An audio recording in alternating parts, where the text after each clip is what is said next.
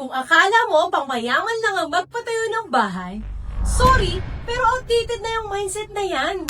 Kasi ngayon, pwede ka nang magsimula with only 200,000 pesos cash out. Yes! 200,000 pesos cash out only! Hindi mo kailangan ng milyon agad just to make your first move. At yan ang matagal ng maling akala ng maraming tao. Akala nila, kapag house construction, dapat sobrang laking pera agad ang ilalabas. So ang ending, puro plano, puro soon, puro balang araw. Pero ang marunong sa buhay, kumikilos agad kapag may tamang opportunity.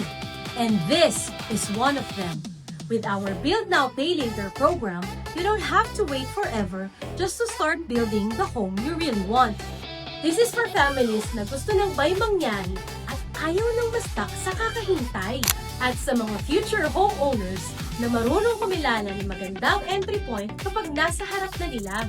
Comment 200K and we'll show you if this program is the right fit for you.